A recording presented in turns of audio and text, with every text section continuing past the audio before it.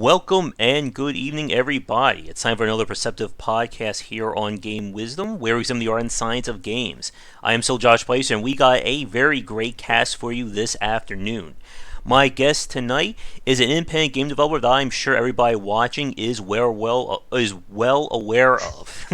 He is, of course, the designer behind Super Meat Boy, The Binding of Isaac. He has been featured in the indie game The Movie, and is currently working on The Legend of Bumbo, and just had his first successful Kickstarter for The Binding of Isaac 4 Souls.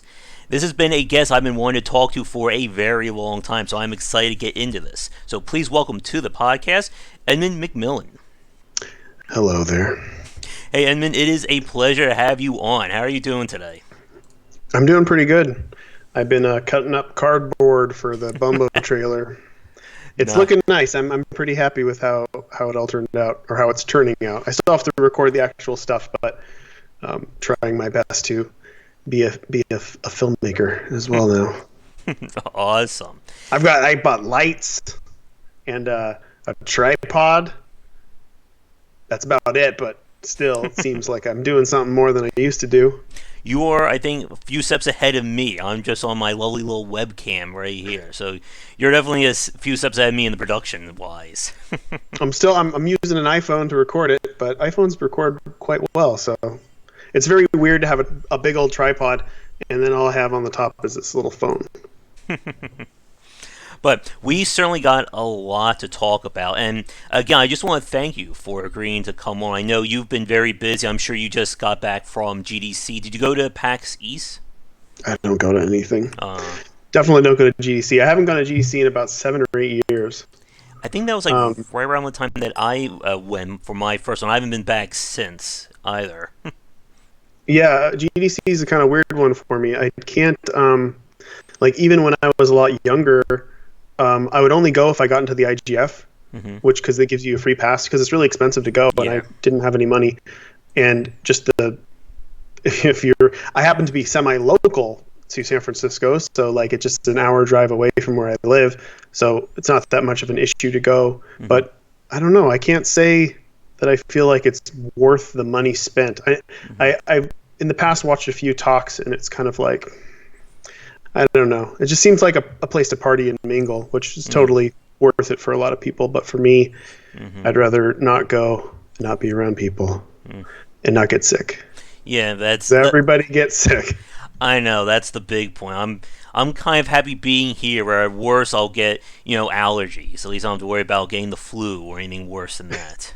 Yeah, for sure. I mean, they have some funny stuff too. Like the IGF was always cursed with some sort of crazy peripheral game, which put your head in a box. There was one where it was a microphone, and you'd go, and it would make a car go, and everybody got the plague from that one. It's just it's a terrible situation. But back in the day I had fun demoing my games and stuff at GDC, but after a while, I don't know. I'm old and jaded now. I'm an old man. Everything's like, get off my lawn. Yeah. Go back to where you came from.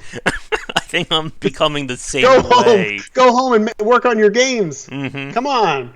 Let's stop talking about them. I've been called Old Man Josh by several people these days at the ripe old age of 34.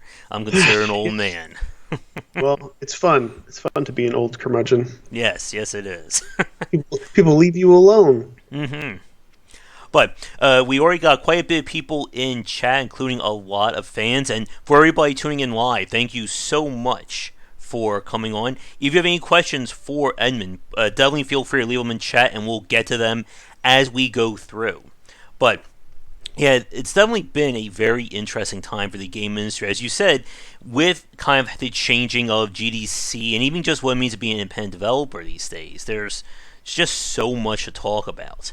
So before we get to that, I always like to ask our new guest this question, since obviously the chat knows who you are. For anyone else who's watching may not have heard of you, could you kind of talk a little bit about your background and kind of what kind of games do you make?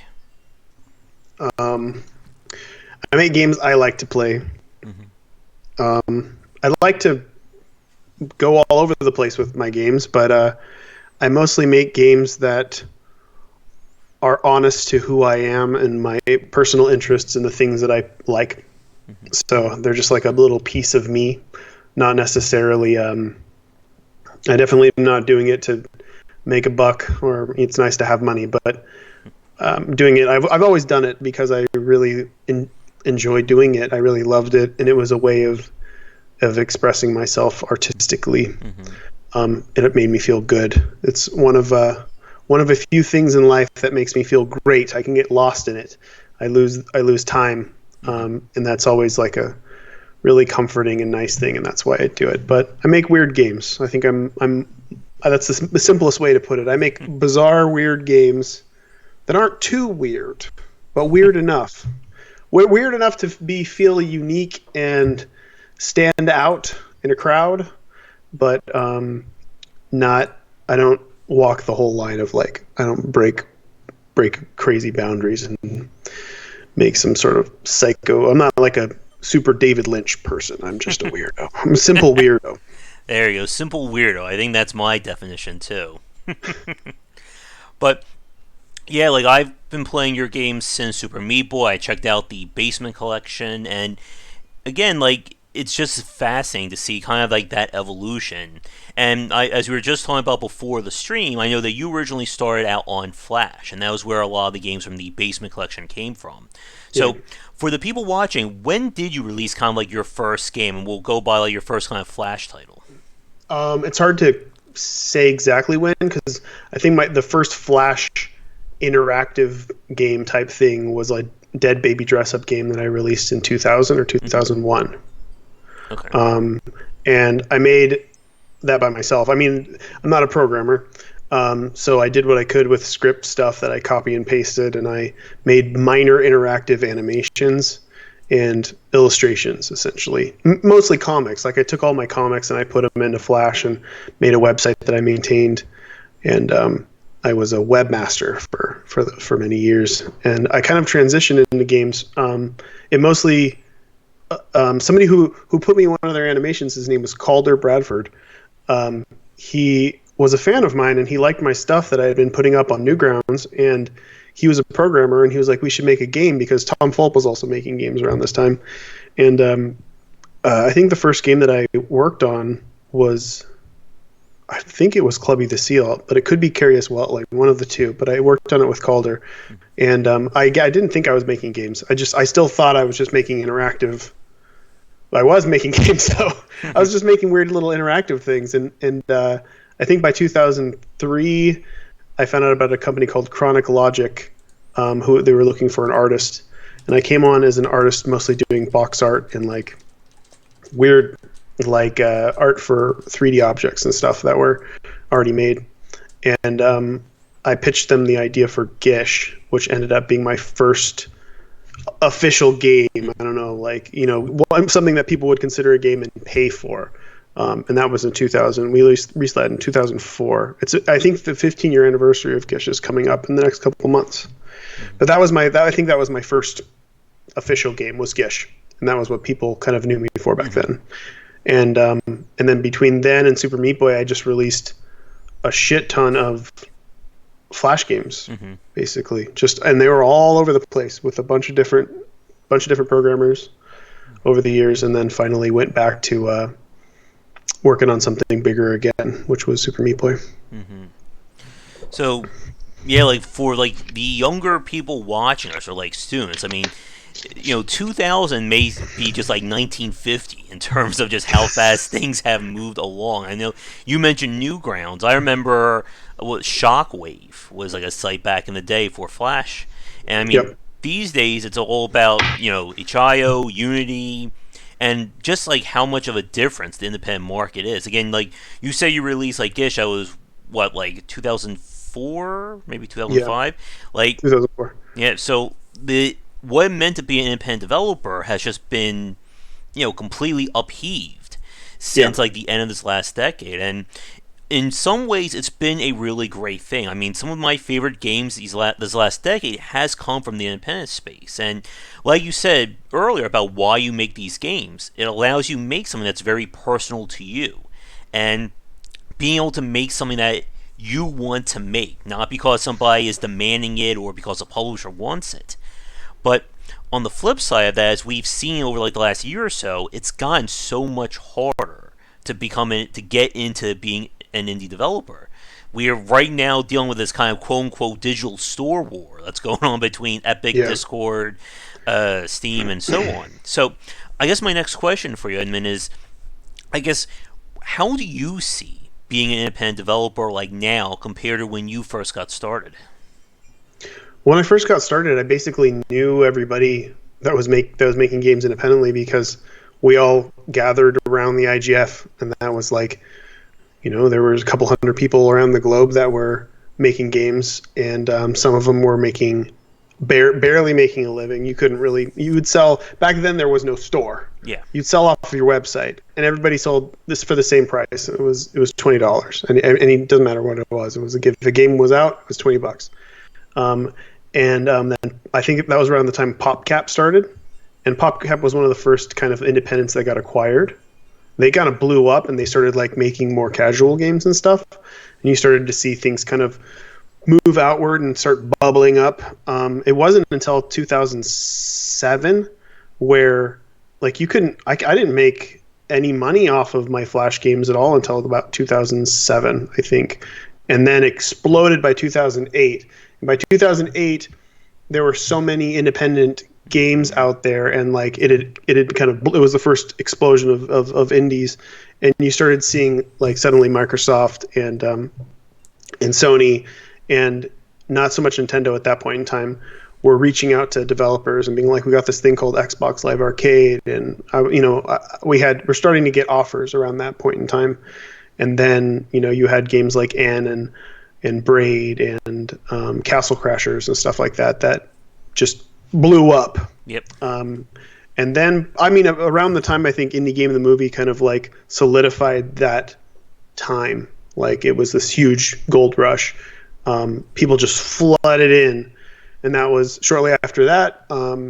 Steam dropped the walls and let anybody come in and publish, and then you had the App Store insanity for a while, where everybody was going and making their apps. And right now, I would say it was as hard back then as it is now to make a living off of this, because back then you couldn't really make money, but there weren't that many people to compete with, and now you can make a lot of money, but you're competing with everyone. Yeah. Like you're competing with a huge number of people. Like Steam releases 25, 30 games a day from independent developers. So it's like, it's a very competitive market, but I also think that if you make something good, it usually stands out. But I don't know. I'm always a fan of the indie apocalypse, because I guess I'm kind of like one of those. I don't know if you've ever seen. If you live in a coastal town, when there's surfers around, the surfers will have bumper stickers that say "Surfing sucks," and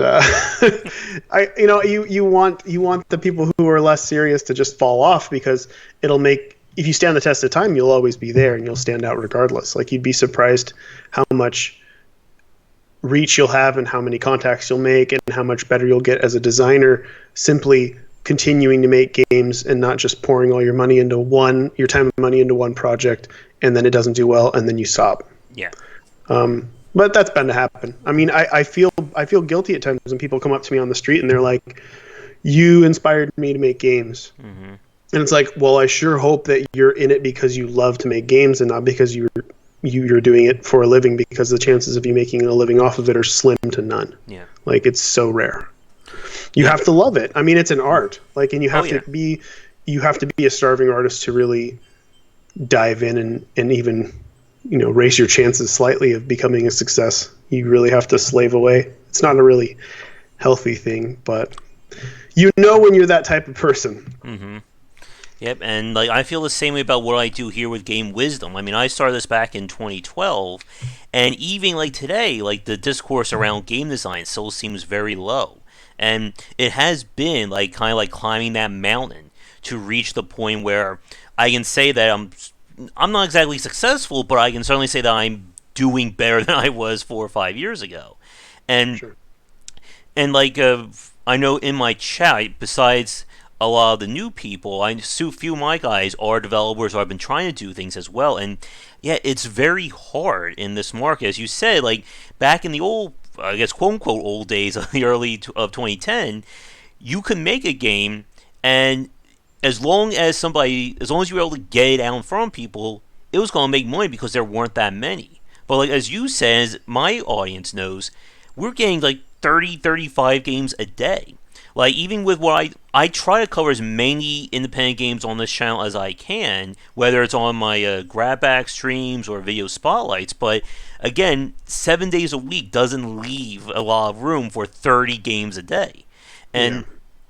And I think we're finding today that even high quality games these days are starting to kind of get buried underneath everything.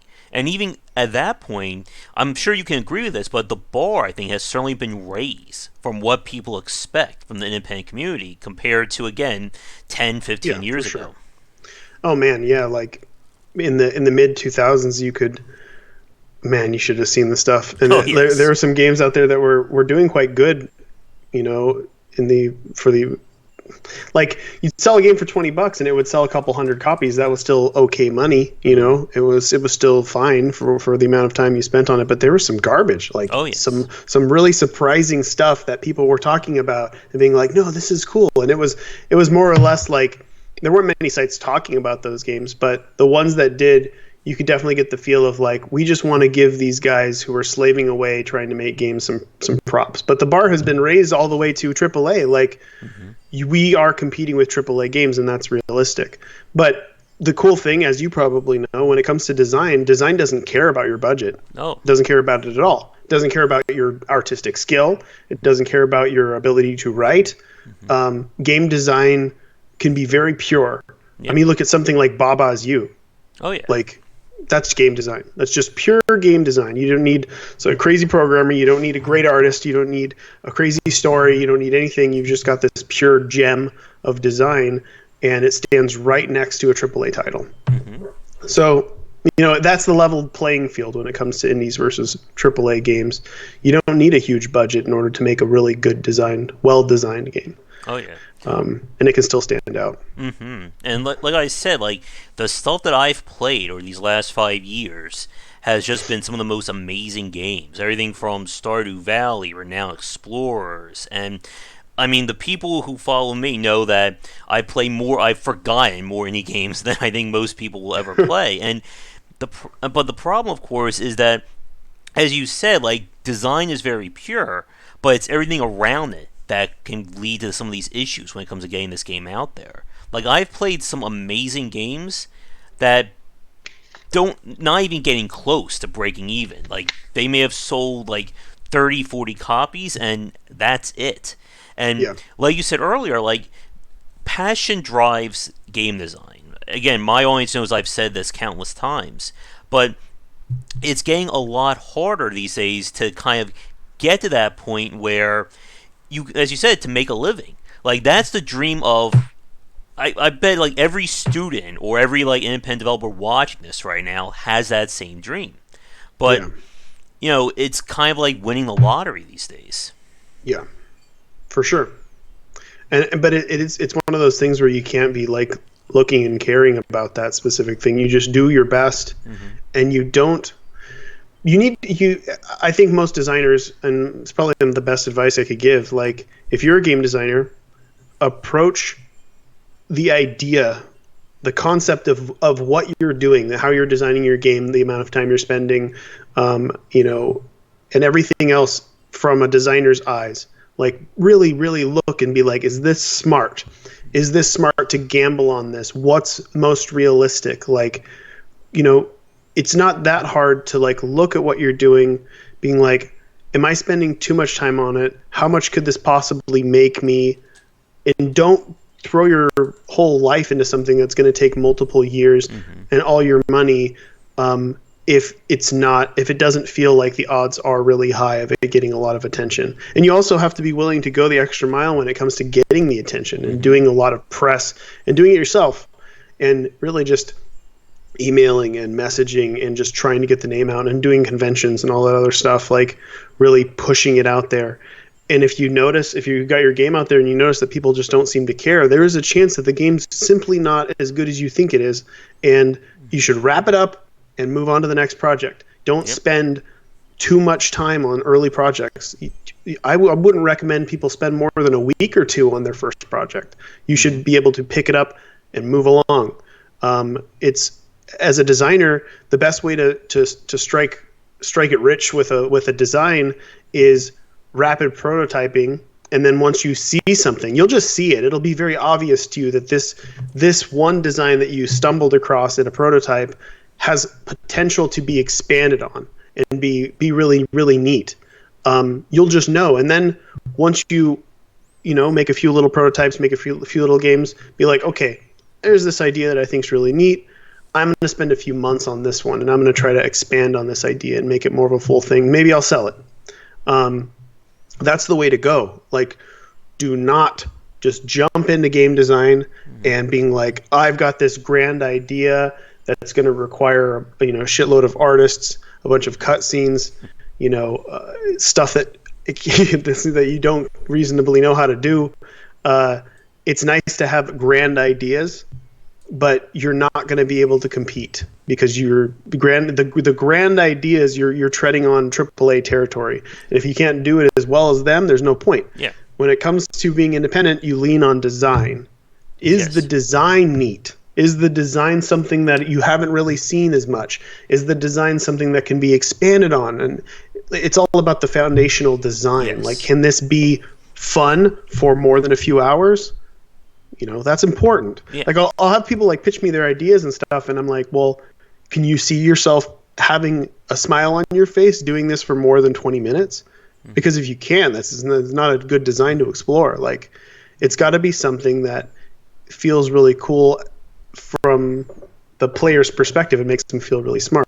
And that's another easy thing to do too. You rapid prototype, you've got this cool idea, some sort of innovative block pushing game like Baba Is You, and you put it in front of somebody, and then you look at their face and you watch them play it. And if they smile and they're enjoying themselves, you've got something good and that you can keep moving on. Like, throw it in front of people that aren't yourself.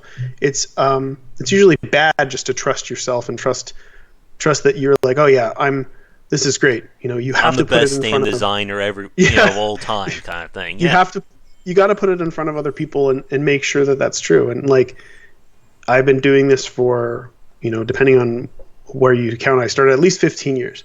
And I still question everything I'm doing. And even when I'm sure that something is fun or sure that something is neat, I still put it in front of multiple people. I'm still very cautious of what I'm doing, and I still don't think I'm great. I don't think it's a good thing to think that you're great. Everybody's going to learn, and everybody's got flaws. It would suck to be perfect at something, because then you'd literally just stop doing it. Because what's the point? You're not going to grow anymore. But being critical of yourself is very, very important as a game designer. And I agree with just about everything that you just said there, Edmund, about, again, like, figuring out what makes this prototype or this concept fun. Because, again, we've seen developers go through so many of these crazy ideas. I mean, my fans and we've played so many independent games where it's an idea, but it's just something that's like 5 to 10 minutes and then I'm done.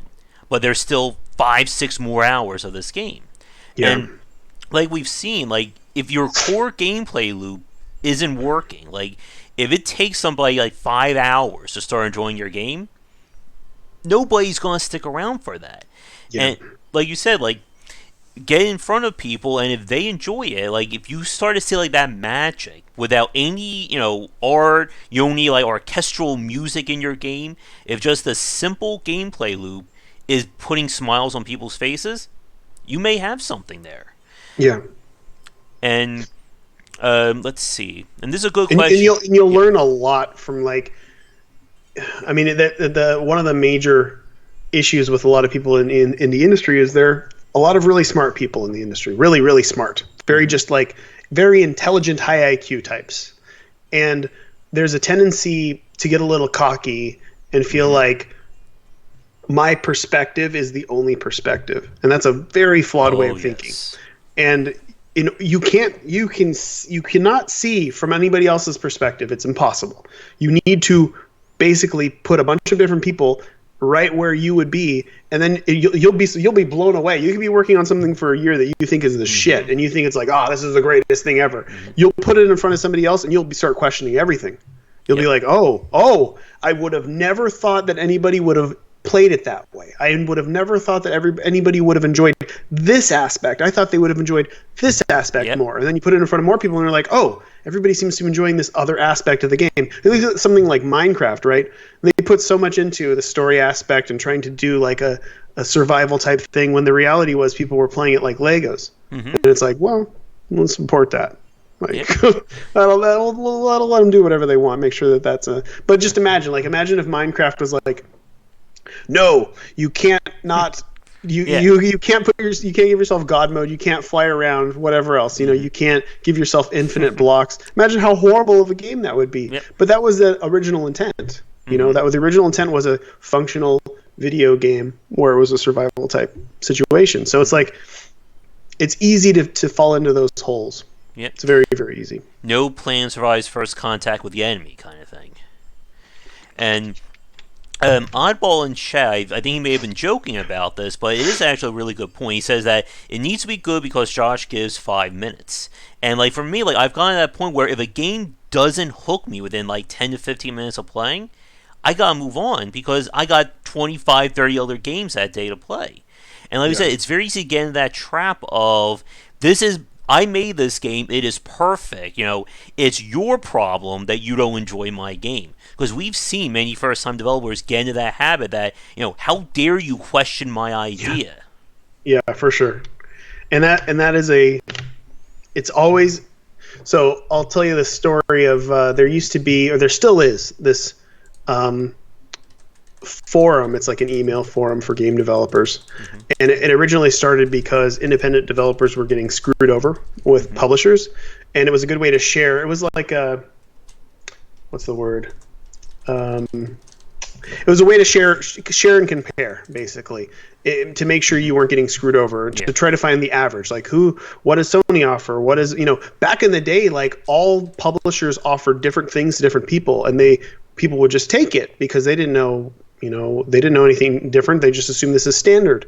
So they started sharing ideas and stuff behind the scenes, and it was great in the beginning. And then as it grew, and after the indie boom happened, you've got like 400 plus people in this forum type thing. You started getting these people who were like, my game got rejected by Microsoft, and then everybody's just like, fuck Microsoft, your game's amazing, it's great, and blah blah blah blah. And it wasn't. That was the thing. It wasn't. And like, no one was telling them anything honest. No one was being harsh, and they weren't seeing it themselves. And if anybody did, a lot of people would just get super defensive and say, oh, blah blah blah. And it's fine if you want to make a game. Like, a lot of people are talking about, I can never pronounce it, the new Dark Souls game that just came out, about how hard it is and how not a lot of people can play. And everybody's really into the super accessibility thing where everybody should be able to play every game. I don't subscribe to that. I mean, you can make a game, like, you think Baba is used for fucking everybody? It's not. Like, you think The Witness is for everybody? It's not. Like, it's good to have these games that are hardcore like this for specific people that are designed for those people in mind. As long as you're not like being like, no, it's this game should be enjoyed by everyone, and anybody who isn't enjoying it is stupid. Like, it's, you got to be honest with yourself. You got to know your limits, and you got to kind of test the waters. Yep, and what you just said there, like, regarding like a story on that forum, I see the same thing on various like Facebook groups. Like, I kind of like, and it's like sneaky in a few like the independent groups, and I see the same thing with developers posting like these games, like, look at me, I made this amazing game, and it's like this little crap thing. And people are like, oh yeah, it's amazing, it's great, you should send that to Apple and, get it on Xbox Live. Or like somebody going, my game, nobody's buying it, why isn't it working? And all I see is like a really crappy YouTube channel, a horrible store page, and like no description. I'm like, how I don't think people even, I don't think people realize that just blindly complimenting something can be a detriment to the person. Because they can be like, oh yeah, like, then it is good. So if this person liked it, and my mom loves it, and I think it's great, you don't get a realistic idea. I always put my games in front of Jonathan Blow when I'm ready to show him something, and he gives me the most critical analysis, and he's like, okay, well, it's okay, this is bad, this is good, and whatever else, and I'll be like, can I improve any of these things? If I can, I will. If I can't, I won't, and I'll just leave it as it is. And but he having a critical audience is a good thing, as long as they're not fucking assholes about it. It's like it's good to have people who are pretty harsh, and it's good to be a harsh critic of your own work, because you got to know, like, it's really easy to get lost, especially when you're an independent developer and you're alone in your room and you're slaving away and you've got tunnel vision on this project that you've been working on forever, and you stop enjoying it. That's always the worst. Like, I've been working on Bumbo for over 2 years now, and there have been times where I'm like, is this fun? Like, is this not that good? Like, what am I doing here? And then I'll have to, like, put people in front of it, or get a new build with something specific, moved around and stuff, and then I'll kind of like, okay, there it is. There's where I am. There's where I am. And I'm still like, we're still a few months away from finishing, but I'm still tweaking and tuning and trying to get it exactly where I want it to be. Like, I want it to feel really difficult, but not so difficult where it feels unfair. It's such a fine line to make a puzzle game enjoyable in that way, but it'll get there. I trust in myself, and I trust in the people that I'm showing, and hopefully we can get it exactly where it needs to be. But it doesn't. What I'm trying to say is, it doesn't. Even if you've got 15 years under your belt, you should still be questioning exactly every little thing that you're doing. And as a quick word to the people who are just joining us, I know we got several questions regarding the buying of Isaac. We'll be talking more about that one in a few minutes. So if you wouldn't mind saving the questions for when we get to that section, that would be great. But yeah, again, there's just so much about being an independent developer that a lot of people don't really understand. And like as you just said, like, you still have to be questioning yourself. You can't just assume that you know everything it is about your game.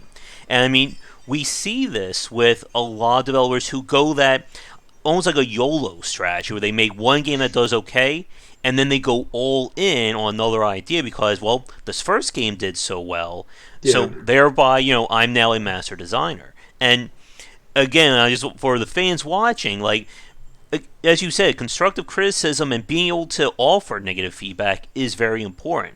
Like, my audience or my fans, they're more than happy to share when I make any problems or do something wrong. I'm more than happy to accept that. I don't know how much of an a-hole they are, though, but they do at least tell me the truth, whether I'm doing something good or bad.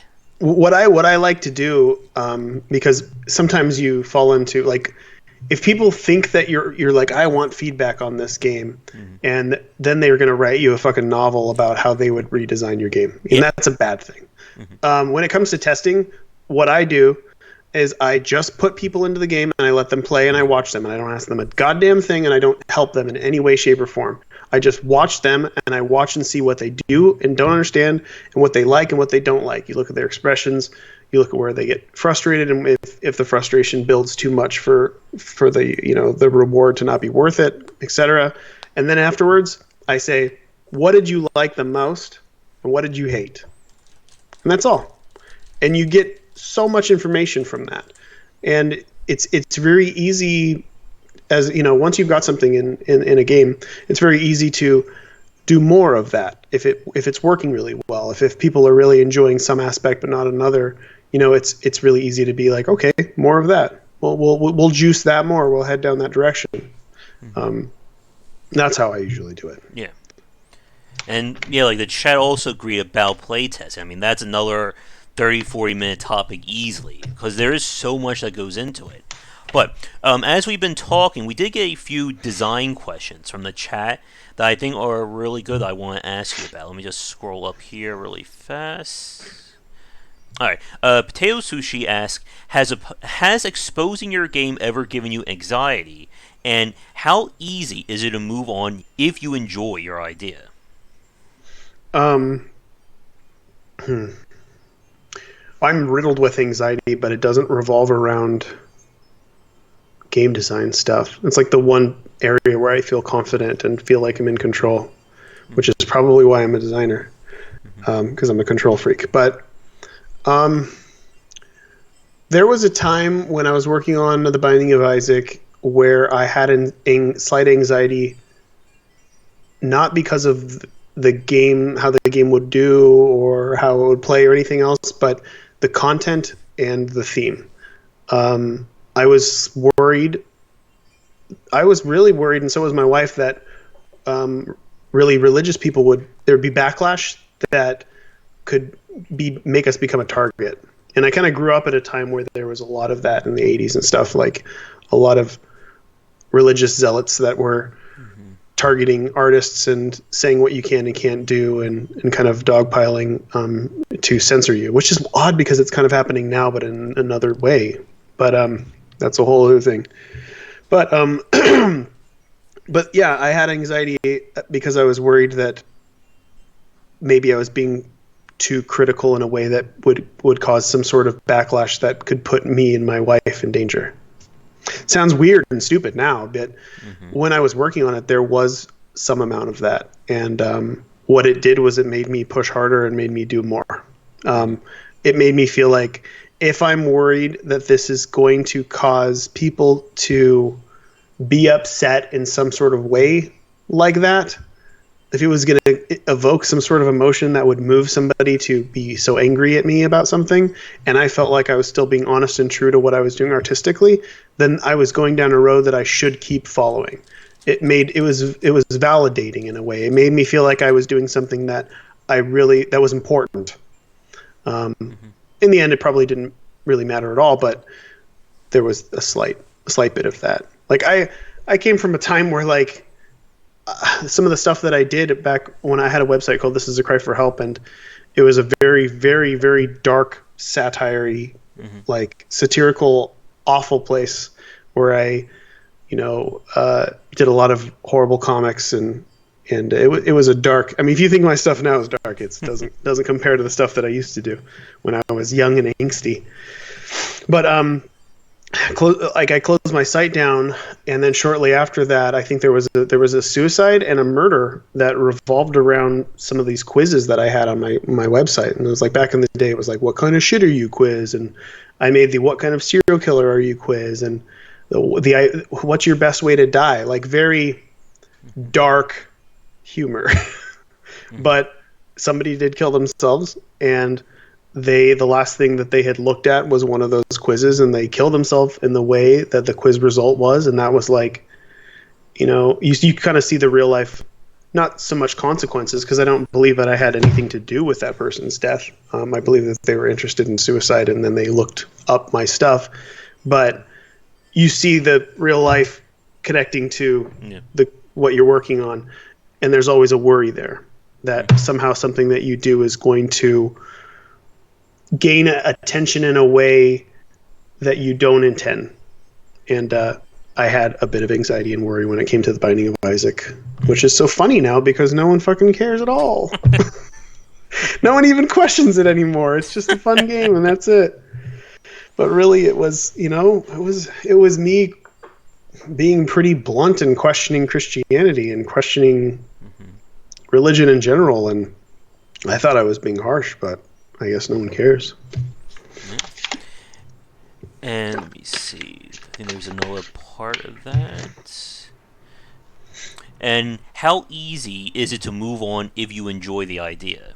Like, as you were talking about earlier regarding the prototyping. Yeah, I call it riding the wave.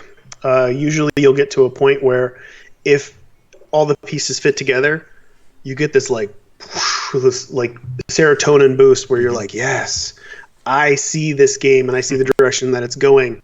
And then you ride that wave into the next section of development. That's what I usually do. I like to leave development open so I can improvise as I go. It's hard to explain how that really works, but you don't nail everything down. You don't go into a game when you're designing something, you don't run in and be like, hey, this is my design document and I want to stick exactly to this. This is exactly how it's going to work, the end. You put the pieces, you throw everything down in front of you, and you put all the pieces together, and then if one piece looks like, oh, it's actually fitting really well better over here, then you move it over there. You stay open to things so you can allow the game to find itself and find out where it's fun, where it's not fun, and what it wants to do with the mechanics that you're kind of laying down. You just got to be open enough to let it all come together.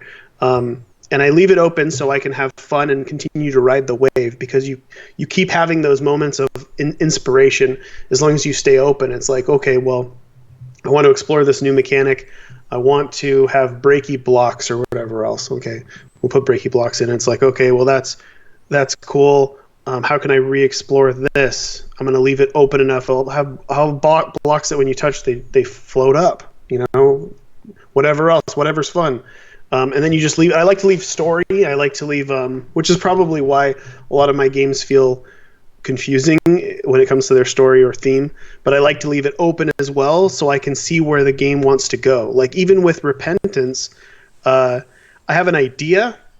I have an idea of where I'm going with what I'm doing.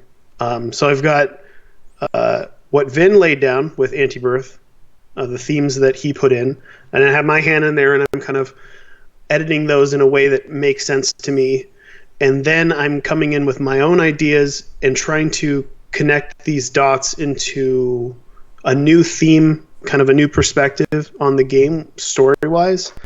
But I don't know what that is yet, and I'm not going to even sit down and be like, yes, this is definitive. This is exactly what it's going to be right now, because I don't want to do that until we're at the end, until all the pieces have fallen into place and I can see the whole puzzle for what it is.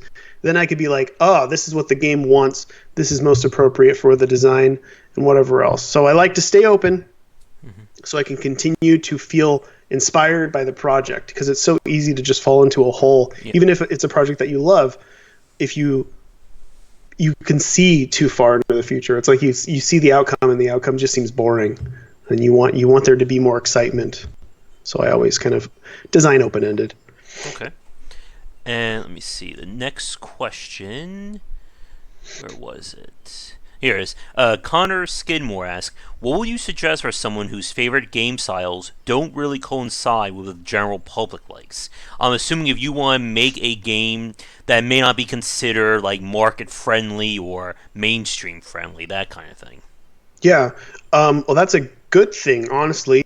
I think most people that have interests in things that aren't mainstream have the ability to bring those weird oddball ideas to possibly a mainstream audience. You don't need to focus on it being a mainstream thing at all. But I think if you make something unique and you have interests that aren't what the general public seems to like I really liked old school roguelikes, and I played a lot of those when I was younger, and I played them a lot right before I was working on The Binding of Isaac. And no one played those, and there was no mainstream audience for those at all. Like the closest you came was Spelunky, and I wanted to make something that paid homage to roguelikes, and that's when I made The Binding of Isaac. So it's a good thing to like weird stuff that people don't like, especially if you're able to bring it and frame it in a way that other people or more people can enjoy. I think most games do that. I think most games that aren't completely genre defying, like Spelunky and The Binding of Isaac and Braid and even World of Goo, they're like all games that play off of something else, but they stand alone. They still feel unique in their own sense, even though they're really referencing something that's a bit more obscure. So if you can become a translator for the things that you like that most people don't, and you can translate it in a way that makes other people see why what you like is so awesome, then you're fucking great. Because that's what I do. I like a lot of weird shit, and I really enjoy it, and I can't explain why I do. So when I'm creating stuff and I'm inspired by those things, I try to frame things in a way that more people can like them. It's like a more accessible intro version to something that's more less accessible, more alienating. All right, and let's see. Okay, so 54321 Lars asks, which project of yours is the one you are the proudest of? I'm proud of majority of my projects for different reasons. It's hard to say. I'm proud of Isaac because it was one of the most pure and honest, no holds barred projects that I ever worked on, or I just went balls to the wall crazy with it and did whatever I wanted to do, and Florian was totally on board with whatever I wanted, and we just and I didn't. There wasn't a thought about making money, which was definitely a blessing. Like after Super Meat Boy, I was so worried that I would be so focused on chasing a dollar, and I was just gonna I didn't want to be the guy that just jumped into a sequel to Super Meat Boy just because that's what people want, and I wanted to do something so different, which is funny now because I've been stuck in the Binding of Isaac world for 7 years. But I really like the Binding of Isaac, so it's hard to back out. But it is dangerous. It's dangerous to jump into something like that where you're trying to be a people pleaser or chasing a dollar. So I was like, fuck it. I'm going to do something so the opposite of Super Meat Boy. I'm going to make a totally weird, different game, just like I used to do, back when I didn't care about making money. That's what I kind of jumped in and did. And so I'm proud of that. I'm really proud of my work on that, but I'm also proud of my work on Super Meat Boy. That's the game I worked the hardest on. That's the game that I really killed myself for in order to make this kind of what I viewed as my mainstream success, and not make too many compromises, but really do what I could to make a dollar so I could have a future.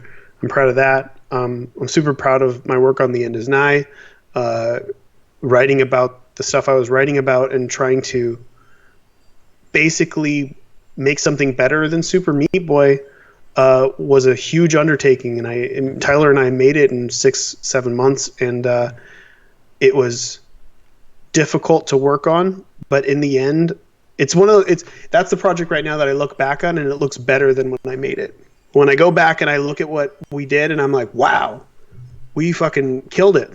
We did a really good job. So I'm proud of that one too. So yeah, I'm proud of my games for different reasons. I'm proud of Mugenics. It's not even fucking out, and we're but I try to see the silver lining of everything, even if the project is a mess. I'm very proud of my work. Awesome. Let's see. Eugenio Maristoni, I hope I didn't butcher that name too much, wants to know, what do you think about people getting Binding of Isaac tattoos? Because I remember during the Kickstarter campaign, we certainly saw a lot of them on Twitter. Yeah, a lot. I would say twice a week people send me their tattoos of Binding of Isaac, which is crazy. Totally crazy. I remember when I was working on Meat Boy and thinking this will be, I think that enough people will like this that somebody will get a Meat Boy tattoo, and I think somebody got one on their arm, and I was really blown away. And now it's just become Isaac is the game that feels, initially when I was working on it felt like mine and it felt very personal, but now it doesn't feel like mine at all. It feels like it's everybody else's game. It feels like it's become a different thing because everybody else love it. So many people love it and live it and play it constantly and make livings off of playing it. Oh yeah. It's definitely the phenomenon type game for me, and I want to say it's surreal, but it's become a normal thing, and it's almost like when I see people get a tattoo of the Binding of Isaac, I think, oh yeah, I know that game. It doesn't feel like I made that game. It just seems like, oh yeah, that's that game, or that's that icon on Twitch, the Bible thump. I know that face. It doesn't feel like it's mine anymore, which is fine. Let's see here. One of my fans, Mike, I'm not sure. He always likes to ask this question when developers come on. Do you consider commercial games to be art? I'm not sure if that's a real question or a joke question. I know he asks that every time we do a casual and independent developer. I consider almost everything to be art. Mm-hmm. But I always view art and business as the polar opposites. Mm-hmm. And commercial stuff definitely edges towards business, but there's still a fraction of art. It's like the gay scale. Like nobody's just straight or gay. It's a sliding scale, right? Like you edge towards one or the other. But there's never anything that's purely just business, just art.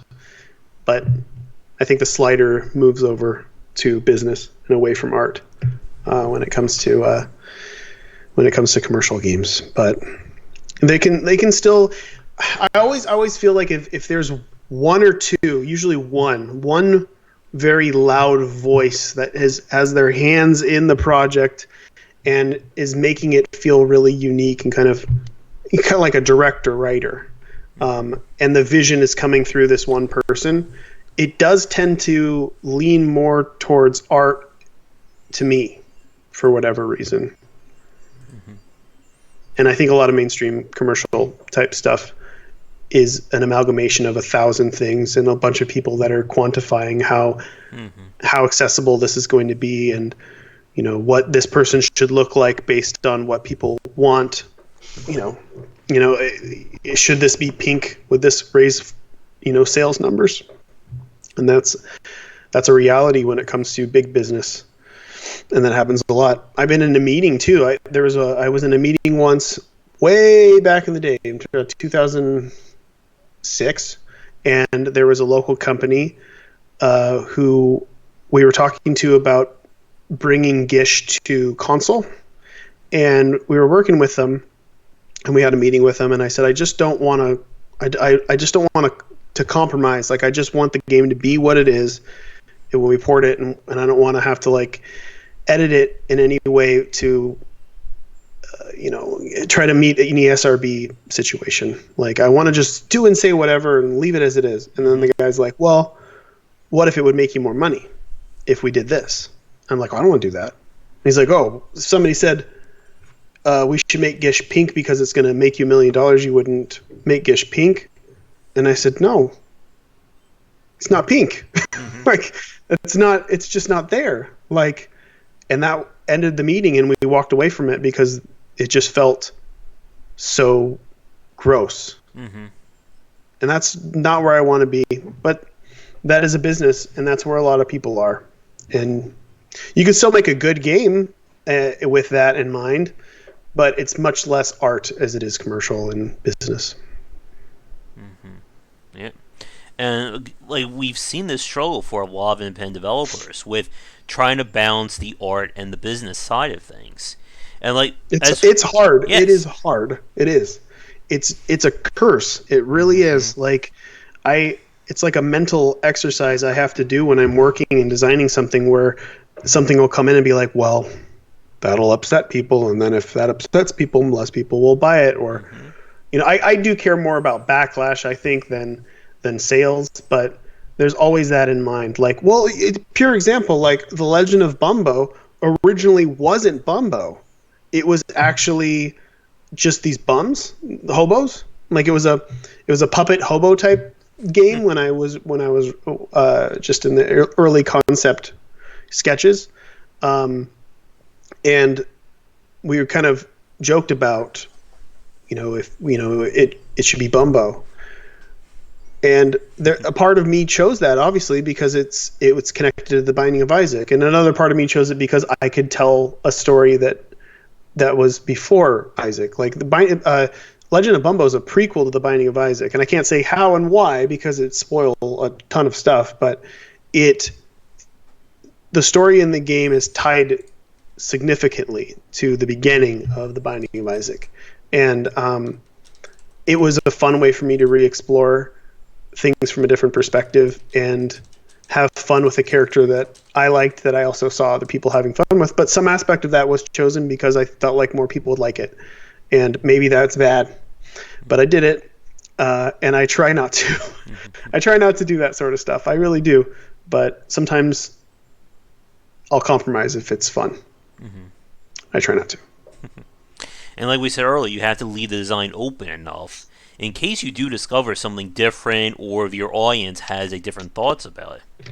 Yeah. Let's see.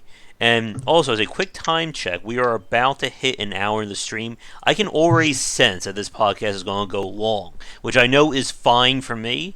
But for you, and then do you have to? Is it going to be a hard stop in 30 minutes, or can we push it a little bit longer? We can. It can be fuzzy. It can go a little longer. It's just I got to eat at some point. I know. I haven't eaten lunch. Yeah, this is why for these casts I always have a big lunch before I start. I've learned that the hard way so I don't run out of. I start to collapse on my keyboard, which the audience is fine with. They love that, but it's very hard to have a podcast when you're tired like that. But yeah, like I can see, thank you everybody for tuning in. We got a lot of great questions. But we're going to try and I'll try and keep it to 35, 40 minutes. But like I said at the start, if you are free in the future, I am more than happy to have you back on. Cause, oh, yeah, totally. For these kind of discussions, I can be here for 3-4 hours. It's nothing. But a few more questions, and then we'll move on to talking about the Binding of Isaac and the end is nigh. And we'll kind of see how we get there in terms of what topics. Let's see, the next question, where was it? I just saw it. So many people on it. Oh, here he is. Jeans Too Tight asks, can you talk about what it's like working with Vin? It's like working with a little piece of my brain. It's Vin knows my work so well.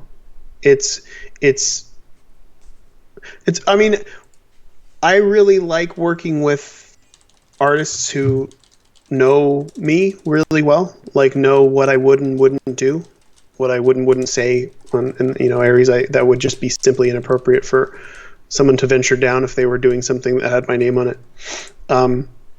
Vin really knows Isaac. He knows Isaac really, really well. And better than I do when it comes to the mechanics and the behind the scenes stuff. And not only that, he's a fan, so he wants the game to be as amazing as it can possibly be. The past couple weeks, he's just been going through the original Flash game and trying to find things that somehow weren't ported over. Little effects, little effects like a shadow underneath on the pedestal, where underneath the item there was a shadow in the Flash version, and then for whatever reason it wasn't there in Rebirth. He added that again. So it's just little sound effects here and there that were significant. He brought up the fact that the original had a different music track for the super secret rooms as opposed to the secret rooms. Never even realized that, but for whatever reason it didn't get ported over, and so I'm having Matthias do one of those tracks. We're adding a bunch of stuff. It's not just Repentance, it's a quality of life upgrade, and it's Vin going crazy when it comes to just how can we make this how can we put all the details back in the game that were lost in the original. So it's been really cool. I trust him. I really do. I trust him because I know that he wants to do his best. He's a major perfectionist, and he wants what's best for the game. When it comes to playability and how pretty it is. So it's been really fun. It's been fun working with Ben. Awesome. All right, let's see. Usually I'm not used to so many people being in the chat, so this is a great challenge for me to keep up with everything. Potato Sushi asks another kind of question. What kind of mental challenges did you have when you had to do it for financial success, and is it hard to balance outside pressures?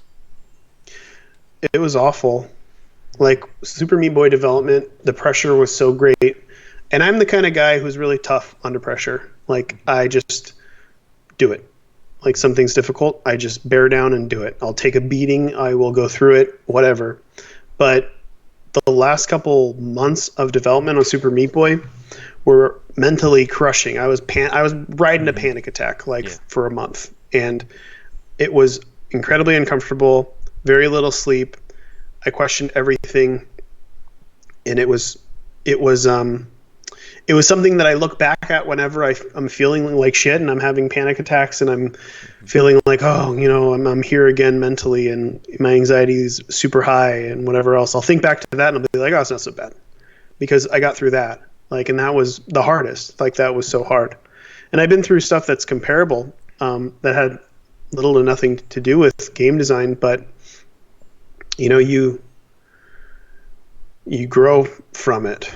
You just, and I want to use the term man up, but you just do it. Mm-hmm. You just fucking do it. Yep. You'll survive, and you push through, and you don't give up, because that's simply not an option. But yeah, it's definitely tough, but it'll make you tougher. Mm-hmm. Yep. I mean, I feel the same way with the stuff I do with Game Wisdom when I'm reaching out to more places, because it's easy to be able to talk when you're essentially a nobody. Nobody's expecting anything of you. You're just doing it, seeing what works.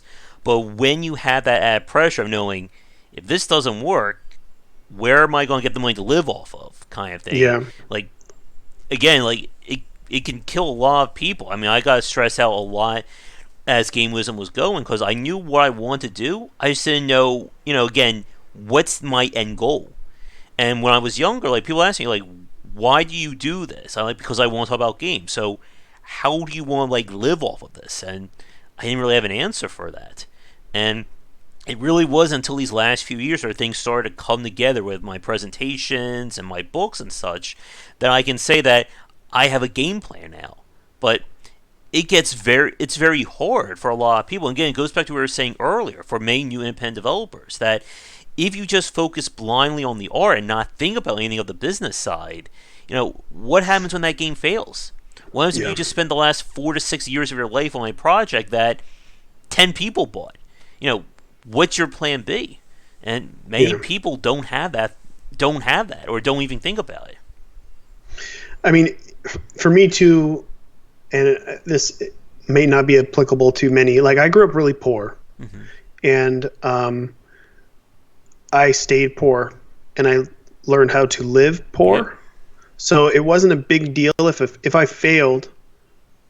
It wasn't a big deal, because I think that at one point in development, I do remember having a breakdown and crying to Danielle, thinking, like, I'm going to let everybody down.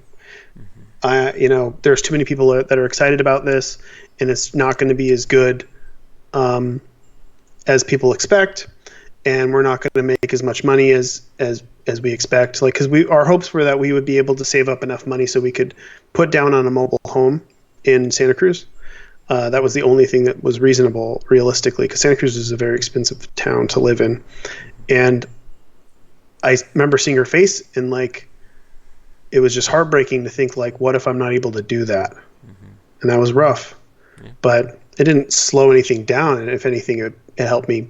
It pushed more. Like, you just push harder. But I would never have attempted something like that. I would never have attempted a 2-year dev cycle, investing everything that I owned, like, literally, like, selling all my DVDs, all my CDs, all my NES games, all the collections that I owned at the time, borrowing money and going into debt over something if I hadn't already been doing it for 10 years.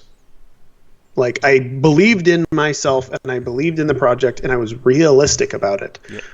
I knew I would hopefully at least make in what I put in, and just buy myself 2 years of rent. That seemed reasonable. It may not be so reasonable now, but you gotta be realistic. Mm-hmm. Yep, definitely. I mean, there's so much there. I mean, people like my fans that we have spoken about kind of the struggles of being an independent developer many times on our cast, and again, like, it's something that you just have to keep, I guess, like, hammering into people's heads sometimes about it. This is not, like, a glamorous kind of job. Like, despite the fact that, again, like, we've seen developers, like, even like yourself, have achieved, like, kind of that celebrity status, but that's not guaranteed. There is no such thing as a guaranteed element when it comes to game design, and unfortunately, it's not something that a lot of people really talk about. Yeah. Like, I think game design now, I hope that in the next 5 to 10 years, people will look at it more like this, where if you're a musician nowadays, you're not doing it for money. Like, there's simply not a lot of money, even if you are successful. Like, I grew up with, well, I probably shouldn't say that. I know bands that have been around for years touring, and they're popular, and they can barely make it. And it's like, those people are artists, and they're doing it because they love it and not because it's a job. And if you're a game developer and you're just starting right now, or you're unknown or whatever else, you better be prepared to be only rewarded with that, only rewarded with the fact that you did something that you're proud of, and nothing financially, because you're going to be disappointed, because it may never come. The probabilities are very low, but there's a lot of glory and happiness, and that's what I think a lot of designers, if you're in it because it makes you happy, and it's so fun, and it makes you proud, and then you fucking go for it. Like, you're in the right field for sure. But if you are doing it because you want to make a living off of it, and you're a functional programmer, designer, or artist, you should get a job somewhere in order to have that kind of financial security. Yep. Because this is a lonely, nerve-wracking, depressing, art form. It is. And there's a million starving artists out there that are digging their graves, and you have to be prepared. You have to know what you're getting yourself into, and there has to be enough reward there outside of it being monetary, in order for you to continue. Yeah. I mean, like, for myself, I would go into a whole 15-minute rant here about what it means to study game design, and how even that isn't really appreciated, I think, by a lot of people right now. And I'm hoping that with what I do, and kind of with how games continue to grow, that happens. But again, for a lot of people, they either view video games as being all-encompassing, it's the greatest thing of all time, or it's nothing. And it can be, again, very depressing sometimes to think about things like that. Yeah, you can't go by what other people think, though. Mm-hmm. Everybody's reality is fairly locked to their own personal reality. Not everybody shares the same values, and that's very obvious. I mean, that's one of the reasons why I'm not really part of the scene. Mm-hmm. My values don't line up well with other developers, a lot of them. They get a lot of joy out of going to GDC, talking about their games in front of panels, and talking in a way that's more of being an advocate, stuff that is great to do, but I don't find the same value, I guess. I don't know. I just don't. Everybody seems to be doing things for different reasons, and I feel like an alien. I've always felt like a total weirdo in any group of people that I usually associate with, and my values are very different, and I'm accepting the fact of that. I know that everybody has different values, and I know everybody thinks different things, and I'm in it for what I'm in it for, and I don't think about what other people are in it for, and I don't compare myself to what their things are, because it's a slippery slope into total depression. You're going to start comparing your life to everybody else, even though your values, it's just like the Facebook thing. I see so and so taking trips, and that makes me feel bad because I am not able to take trips, and I start thinking, oh, well, they must be more happy than me because they can do this, and it's wait a minute, I don't like taking trips. Why am I thinking about this? Yep. This isn't part of my world. Mm-hmm. It's easy as a human to just get caught up in that kind of downward spiral. Mm-hmm. I try not to. Mm-hmm. Now, we still have a few more questions, but I know if we keep sitting here answering questions, we probably won't get to as many of the topics, so I think we're going to probably move on talking a little bit more about Binding of Isaac, which probably will take, depending upon this audience, that could probably take up the entire cast and then some. So we're going to see about how we're going to budget the time as things go. But I'll try not to, I tend to just rattle on about whatever and go on different tangents. I'll try to stay focused on the question. I'll just answer yes or no. Oh no, we gotta at least have a 5 to 10 minute answer, I think, per question. I think that should be good. Yes. I'm trying to see if there's any other questions that we could quickly go over. Oh, here's the last question. I think this is a really interesting one. Would you ever want to be the director of a team? Managing a team of people making a video game? Well, yes and no. I always thought I could never do that. And then Rebirth happened, where I was in control of like 3 people, and I was more of I wasn't. I got scolded a few times by Tyrone, and where he said, "You really should say nice things about what people like." I'm so critical of my own stuff, and the people that I usually work with, it's like you send me something, and I'm like, "Cool," and I don't go off on how great that they are and whatever else. And I'm bad at team stuff. I'm not really good at that. Like I know I should compliment people more, but in my mind, I always think, because my perspective, it's like, oh well, obviously they know they can see that they did a good job. It should be apparent. I don't have to say it. They know. I would say it sucks if it I don't know. I'm kind of bad at that, and that was my first lesson. And like I'm bad at that because I have not had much experience with that. And then again, when I working on Four Souls with all the amazing artists that I was working with, I tried my best to be complimentary. I tried my best because they did amazing work, and that was a kind of a larger scale, even though it was short, a larger scale project where I was the leader of a team, and I'm having them do all this stuff, but allowing them to do their own style and their own spin. And you don't want to stifle an artist, but you want to direct them and want to point them in a direction so you can get what you want, but you don't want to tell them everything to do, or it's going to come out shitty. That's been my experience anyway, especially with music. But my knee-jerk reaction is to say I could never see myself being the leader of a team and having a large team under me, but I have done it, and I did enjoy it. So maybe, possibly in the future. I know with Mugenics so far, Tyler and I are working on Mugenics behind the scenes. He's mostly doing tech stuff, and I'm trying to figure out exactly what direction we're going to go design-wise.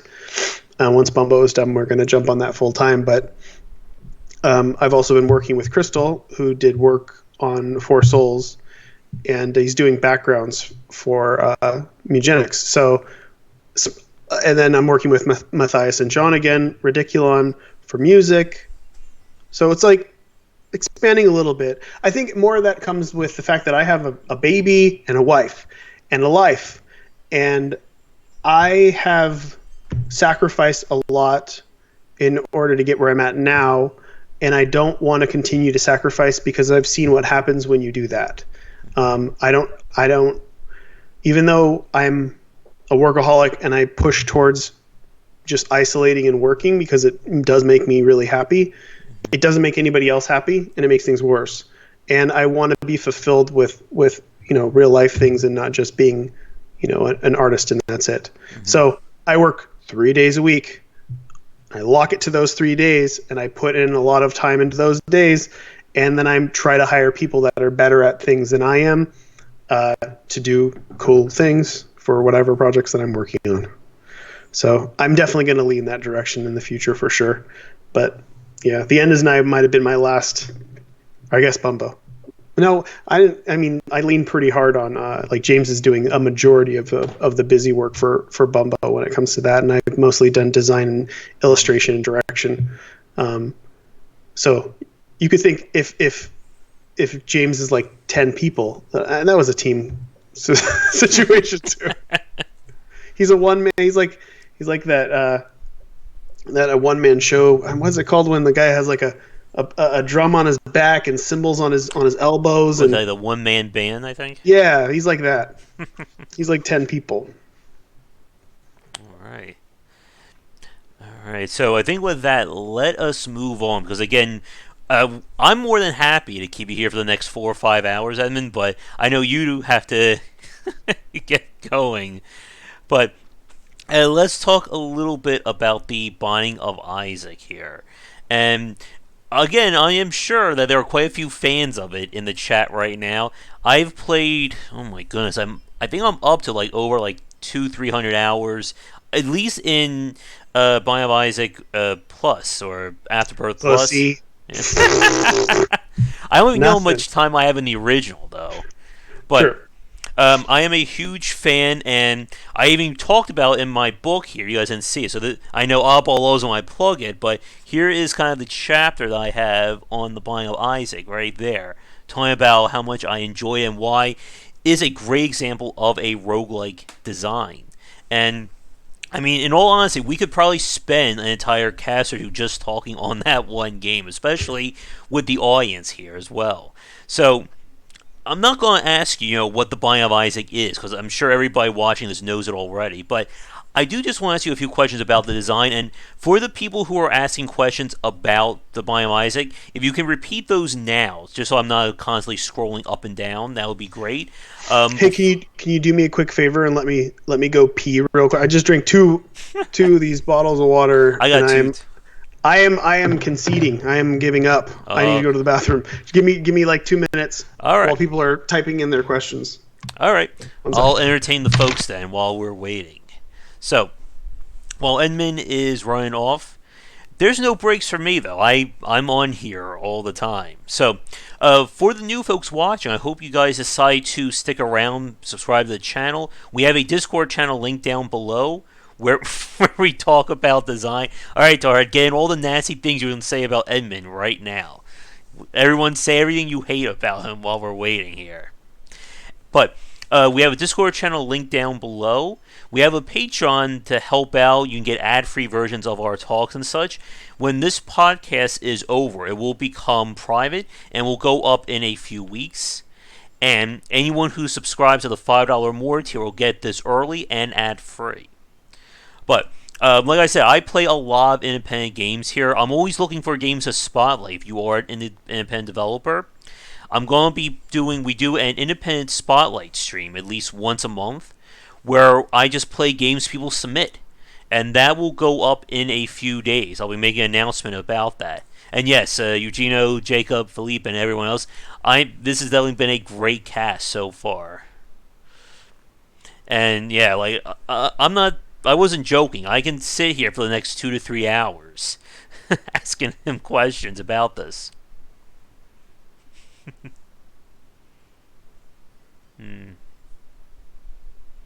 Yeah, there's still so much more I want to ask him, too. At least the wind chimes in the background are nice. I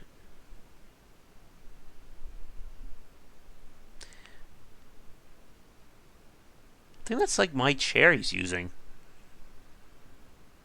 Oh, thank you. Wait, 1 sec. All right.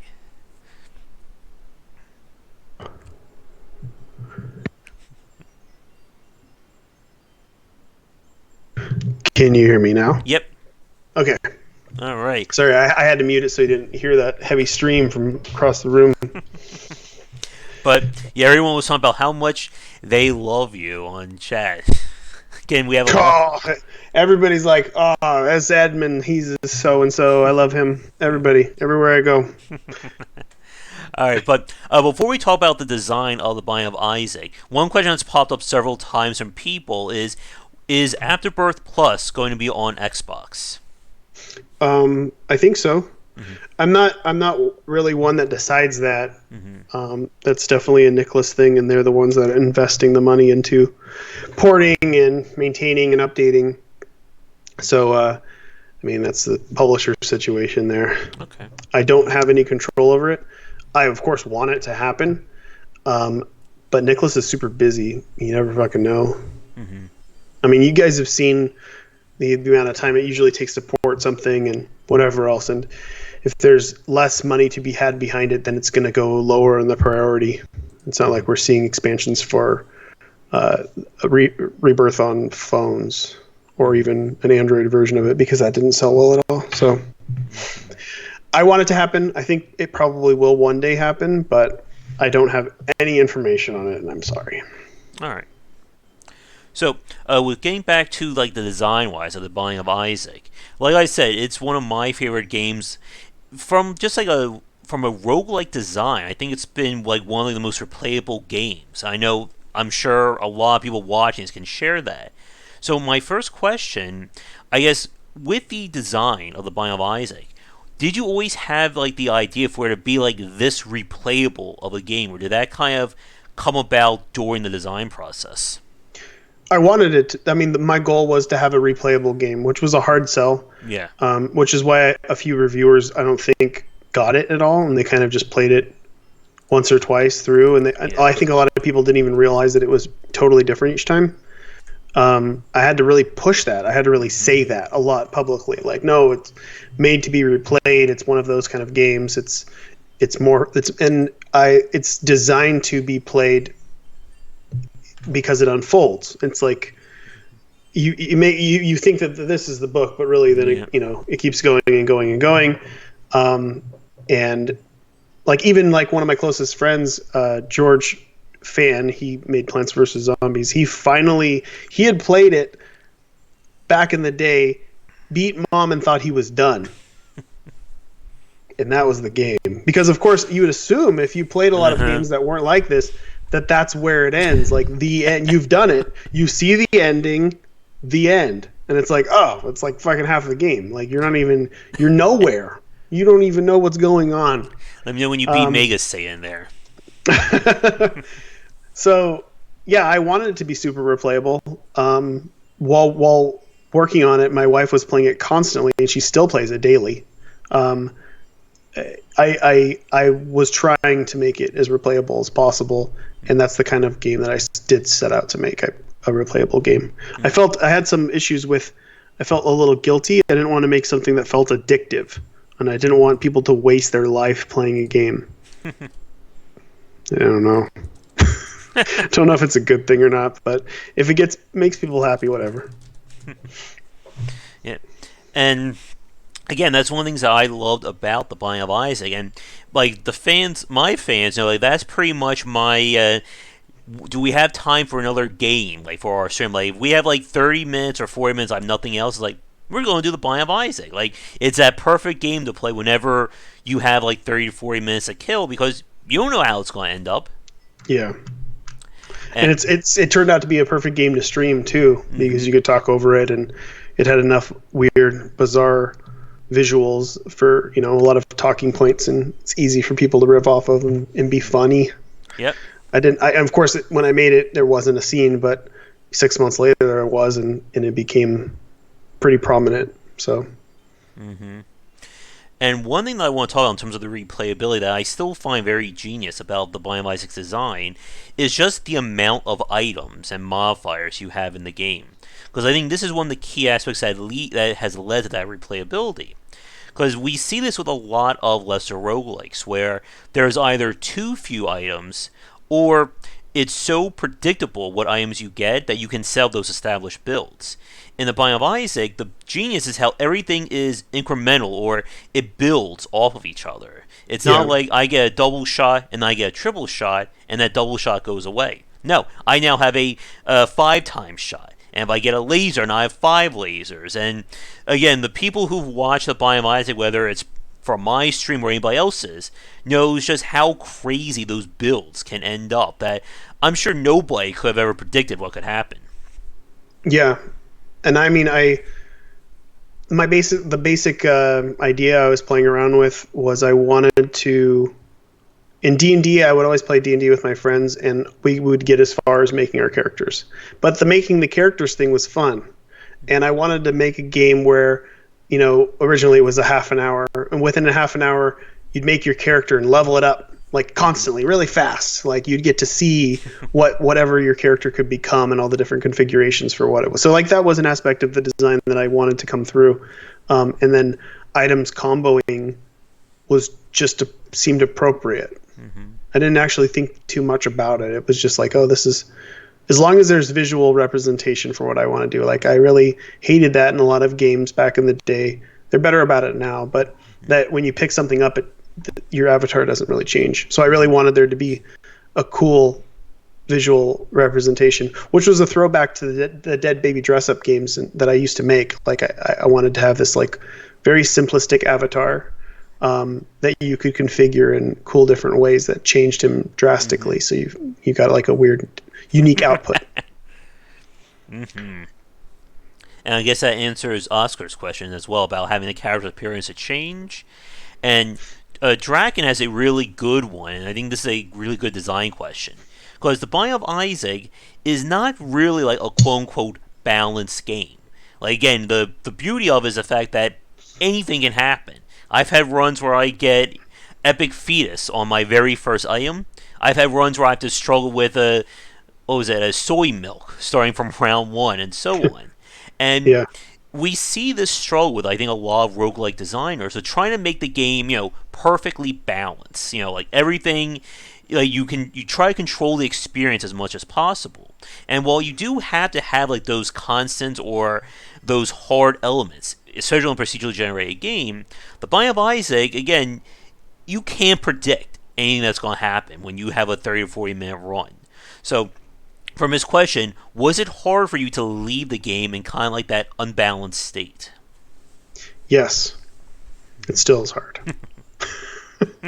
I tried, I think the game was more balanced initially, which it was more difficult. You go back and play the Flash game, and it's actually a more difficult thing, but it's it's so hard to not want to do cool things that don't also make the game easier.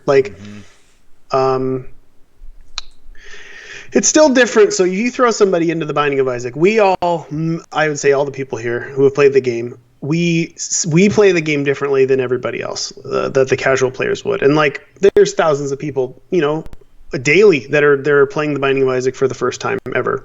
And those people are playing and experiencing the game I initially set out to make. The game that we're all playing isn't the game that I set out to make. It's a fucking chaotic random mess that you can min-max, and you can manipulate in your favor almost every single time, especially if your skill level is pretty high. I didn't foresee this, but people love it. So I'm not going to take it away from them, but I'm also not going to feel great about the fact that I didn't rigorously get my hands in there and make sure that you couldn't get totally busted, because I know that that's a major appeal to the game. I appreciate the fact that a new player can get carried by something but still die. But it doesn't feel as great where currently everybody who has experience playing just becomes guppy it's 75% of the time when they play, because they know how to break the game and modify the game and re-roll the game. And so I would like to balance that somewhat, because I think it makes the game more fun. People could argue against that, and I'm sure that they will, but there's no doubt in my mind that there will be some edits made to Repentance, to the core game, that makes the game a little bit more difficult. Mm-hmm. Yeah, and less redundant. Yeah. I don't want a boring game where you're just walking through and murdering every single person a majority of the time. Yeah. And I know that I can't control people. The way you're supposed to play the game is when you go in and you get your first item, or you grab, Curse of the Tower appears. You grab the item and you fucking beat the game with it. You see the cursed eye appear. You don't run from it. You pick it up and you see what happens and you go. That's how the game is supposed to be played. And that's how I foresee people playing. When I watch Danielle and she's like, "Oh, there's some shitty item that's gonna fuck with stuff."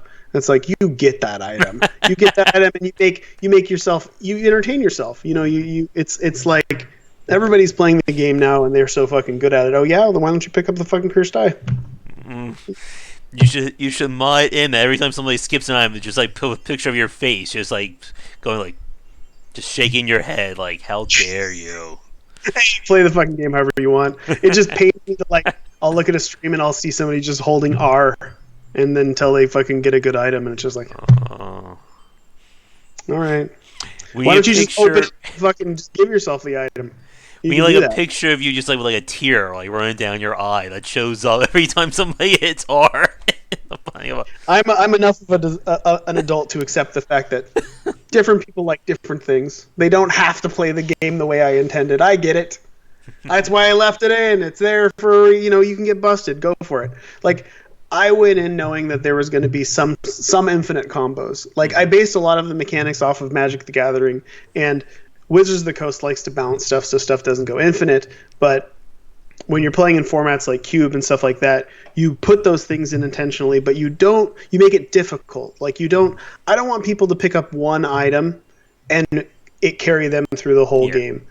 But if they find some 2 or 3 item combination that makes them go infinite, fucking go for it. Like, go for it. Yeah. That should be there for you, you know? If you put in the work and you find that combo, it's rewarding when you figure out those little breaks in the design.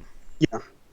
And I there are so many items that, like, after Rebirth, every expansion after that, there's always a few items where it's like, I'm pretty sure this is going to break the game. I don't know exactly how, but I know someone's going to figure it out, and then it's actually a totally different item that I didn't even think, and it's the one that totally busts the game open. But yeah, some of my favorite things to see is people breaking the game in really unique ways. There's a mechanic I call Storm, which is basically where you're re-rolling. You're putting a bunch of stuff in a room, and you're re-rolling into chests and opening those things, and then hoping for batteries so you can keep re-rolling, and then you fill the whole room with just chaos. That was intended. I think my favorite was when I was on stream and I got the Suicide Kings card. I'm like, what could this do? And someone's like, just try it, Josh. I'm sure it won't do anything bad. Dead. I'm like, okay, well, that run really fast there. Yeah, I think the go-to for new streamers is once they get good enough and they're on Satan, they're like, get the Bible, take it to Satan, use it on Satan. Mm-hmm. I don't know if you've done that, but it kills you. No, I don't. I think I may have done that once a long time ago. It's a common one I see for people when they're trolling streamers. They're like, keep the Bible, use it on Satan. But talking about like the imbalance of the items, I also want to ask you this, like from a design perspective, what was it like to build items that are legitimately like worse or joke items in the biomes? Because again, there's that habit from a design standpoint that you want every item to be perfect. You want everything to be, good and wonderful and helps the player. And then you get soy milk or the cursed eye or what was that? The moon, the orbital that completely screws up your shot pattern, things like that. Yeah, I mean, I want for every time you're getting carried, I want there to be a counterpart. Like I want there to be for every brimstone, there is a soy milk. You know what I mean? Like a counterpart for each of the super OP items. So there's that kind of even chance of like there's a treasure room that's a double treasure room that lets you get both. That's rare. But there's a counterpart to that has no treasure in the treasure room and just has like a trinket and some other shit. And I try to do that as much as possible. So if I put something in that I know is going to be busted, it needs a shitty counterpart. Mm-hmm. So that's why those things are there. And also, your life isn't always great. Mm-hmm. Sometimes you get a lemon mishap. Oh, yes. Which is a good item. It's not bad. Let's see. John Clark asks, how would you like if there was an easy mode where the game is as broken as it is to appeal to casuals, while normal and hard mode are more drastically balanced? No. Nope. I think no. I already have hard mode, so then the normal mode is easy mode. Mm-hmm. Yep. Good enough. And I just play the game on hard mode by default now. If casuals want to go crazy, they can just open up the debug and give themselves items and see all the combinations and whatever else. It's not that fun, though. Mm-hmm. And one other thing, or another question I have, again, I got probably a few dozen more in my head bouncing around here, but going back to what you were saying earlier about the replayability of the game, and again, the fact that, like, most people know that roguelikes are supposed to be replayed. You get different items and stuff like that. But the Binding of Isaac definitely went a step further by adding in brand new content. And this is something that I think, like, even to this day, I don't see a lot of roguelike games kind of do. Yeah, it's kind of strange. I don't understand why people... Because that was actually probably one of the better aspects of Isaac's design, was that I wanted people to replay it, and I wanted that to be a mechanic in the game. How do I get them to do that? Well, I let them unlock more as they go, and it's kind of a difficulty slider. It's like oh, now there's more after, or now there's more after and it's harder, or now there's more after and there's a path to something that's more difficult. Oh, now there's more after, but you need to do this and this and this in order to get there. Like, all that kind of unlocking and unfolding is so rewarding to the player, but it also encourages to play the game how it was intended to play, which is replayed. I just did it for that. I mean, that was my intent. Yeah, and it was one of my favorite parts about it, and I'm sure everybody watching can agree with that. Like, the fact that hour 1 of the Binding of Isaac is completely different compared to hour 50 or hour 100 of the game. Again, it goes back to how replayable it is. And it, as you said, it's also a great kind of difficulty slider. Because you'll have people who will only play, and they'll be having so much trouble with Mom, let alone getting to the treasure room or the box, Shoal, fighting Mega Satan, Delirium, all that other crazy stuff. Yeah, I don't think people even realize when playing that when the game gets harder, that was a counterbalance. Like, knowing that if you've killed It Lives or whatever 5 times, or Mom's Heart at that point 5 times, the game gets harder. That's because obviously you're at a skill level where I want to continue to challenge you, and that's what it's there for. Like, so not only was it an unlock system, but it was also a way to counterbalance right when you're feeling like confident and feeling like, oh yeah, no problem, I've been able to get here so many times, I'm gonna make it a little harder. I'm gonna make it a little more difficult here, and I'm gonna do this, and this. It was just a nice functional way to use the mechanic of replayability in cool ways that let me modify the game without people completely realizing. Yeah.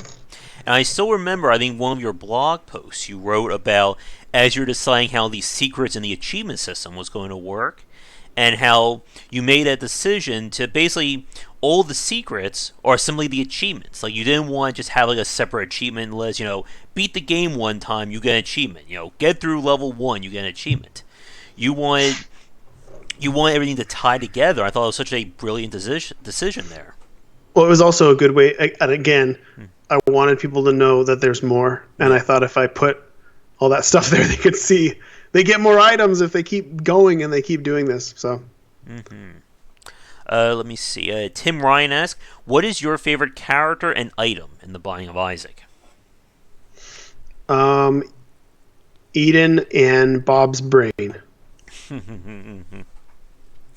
Oh, so many people. I still pick up Bob's brain from time to time, but there are people in chat who are like, it's good. No, don't do it, Josh. Don't do it. It's good. It's a very, very strong item. You just got to know what you're doing. Yeah.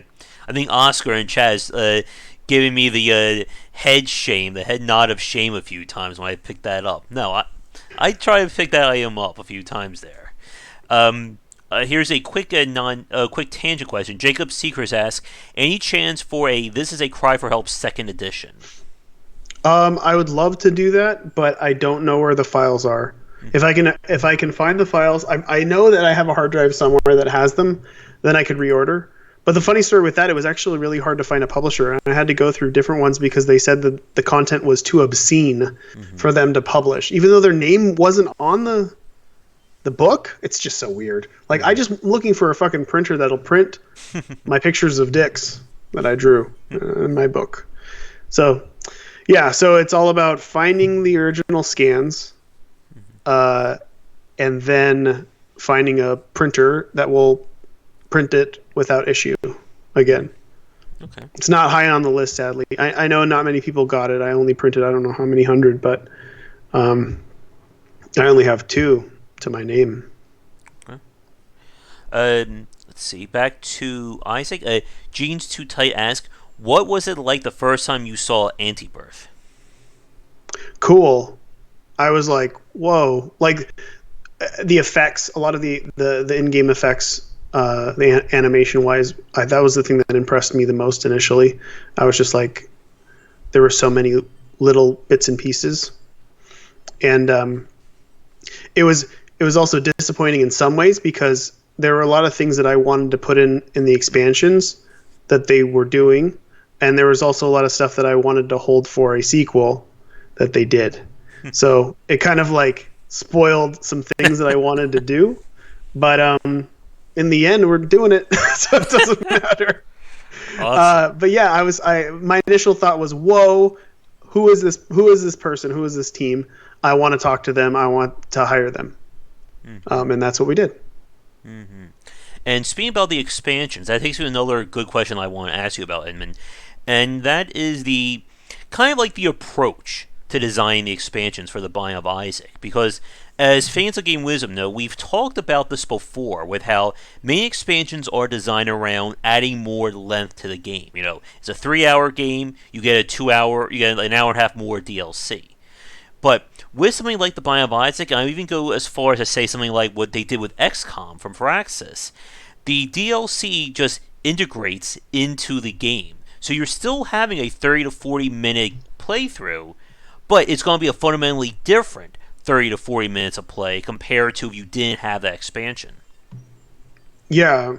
I didn't even think of how other people did DLCs because again, it's just like that though because the game's core mechanic is replayability. Yep. So of course I want to make the whole experience new, which is one of the reasons why I always left the character unlocked, and I didn't realize people really. My initial thought was I'm going to put new characters in, but it's going to be unfair for people that are new to the game, and they're going to want that character right away because I've seen so many complaints with DLCs where it's like, oh, it unlocks this character, but you have to go and unlock it in game in order to get it. So I would always just leave it unlocked from the beginning so people that were new could just go and if they paid for it can play it. Turns out I was really wrong, and people wanted to unlock it, every one of the characters. So we went back through and added that in. But yeah, the DLCs were like that just because it complemented the game most. Okay.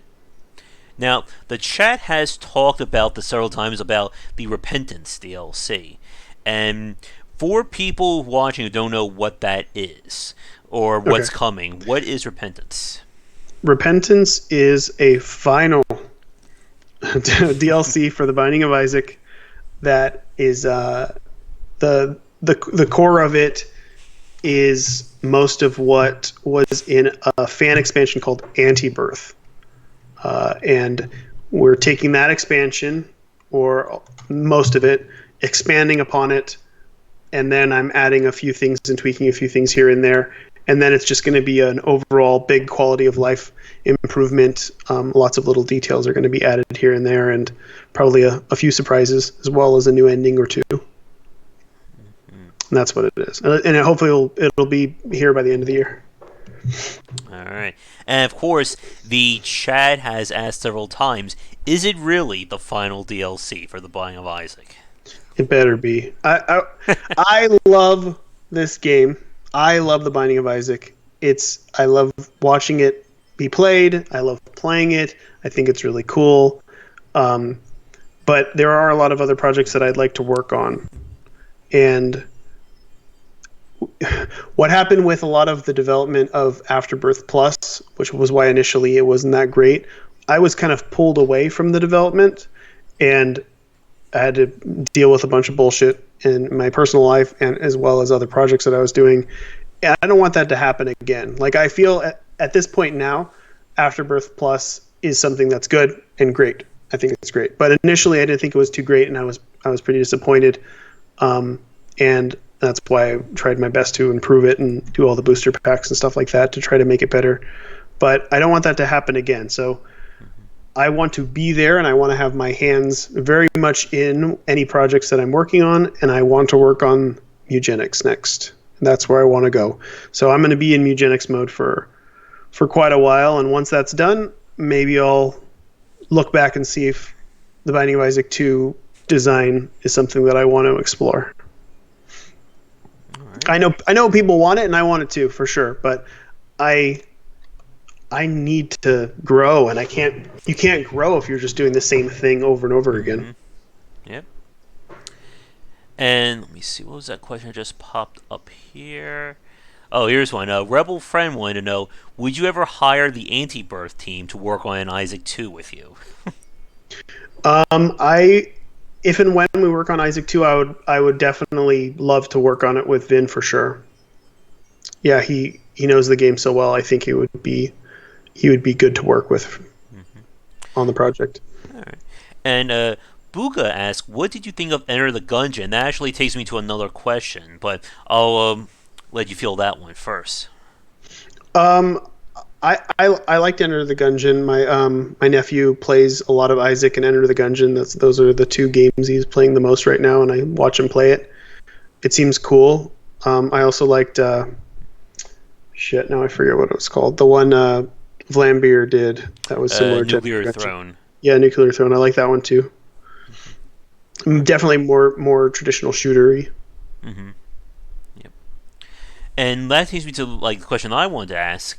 Like, obviously, with the Biome Isaac being such a prominent example of roguelike design, are there any other roguelikes that you like to play, or do you find like it's hard to switch to another roguelike after playing so much of the Biome Isaac?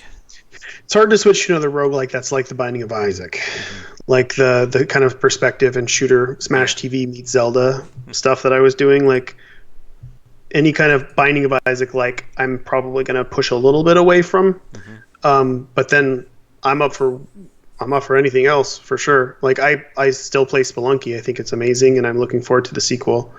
Mm-hmm. And I always keep my ears open for anything new on the horizon that's really cool. Like it's hard to say that it's a roguelike or roguelite, but I really liked Slay the Spire. Oh yes. And Slay the Spire's like Bumbo is somewhat comparable to Slay the Spire in the kind of direction that Bumbo is going, because it's a puzzle game based on kind of a drafting system where you have a set number of spells, but not so much cards. So yeah, I really enjoyed that, and yeah. Okay. Ryan Hoyle asks, do you watch any Biome of Isaac YouTubers or streamers? I used to watch them all. I used to watch all the big ones. But then I just watch my wife, who plays daily. Now, it's not as entertaining now to watch like Northern Lion and all the guys, unless they're doing something totally wacky. Mm-hmm. Then I'll check it out. But it's a little old news to me. It's been 7 years. JSG just asked, have you ever considered making an online game? Like online versus or online co-op. Yeah, like I'd like to make that one day. Mm-hmm. I did make a game called Host, which was one of the first Flash online multiplayer games that you could play. Which the host character from The Binding of Isaac is the main character in it. It's worth checking out. I don't think it's not part of the Basement collection, but it's on Newgrounds. Mm-hmm. It's a weird game. It's just a little casual multiplayer beat 'em up kind of Smashy Brothers thingy. But yeah, I'd love to like kind of re-explore multiplayer one day. All right. Here's one more question from me about the design, and then I'll throw it over to you for a second. And in terms of like kind of the risks and rewards that are present in the Biome Isaac, again, the Devil Rooms, the Sacrifice Rooms, things like that. What was kind of like the design or the design philosophy around having these plays where the player is essentially, giving up something to get something in return? Well, it was initially supposed to be that. Once again, like I'm designing with the perspective of new players going in and sacrificing a whole heart container for an item, or 2 heart containers for an item, was a big like hit, because you have to play well or you die. Now it's like fucking whatever. People are asking me like, well, what's the point of the angel rooms when there's a devil room? It's like, well, initially it was because you didn't have to pay life to get the item. You get it for free. But people don't even see the fact that like, yeah, whatever. Like I lost 2 hearts, but I got brimstone. Who the fuck cares? Like I'm gonna win. But that's not initially who I designed the game for. So it was supposed to be a risk reward aspect. Like you're sacrificing life for damage. Like you're basically telling the game, I'm a very skilled player and I can dodge really well, so I'm going to take this damage and I'm going to throw away my life. Mm-hmm. All right. 2 more questions. Sunil B asks, "What's your favorite Afterbirth Plus feature and or addition?" My favorite aspect of Anti-Birth was the fact that you could show that to somebody and they would think that I made it.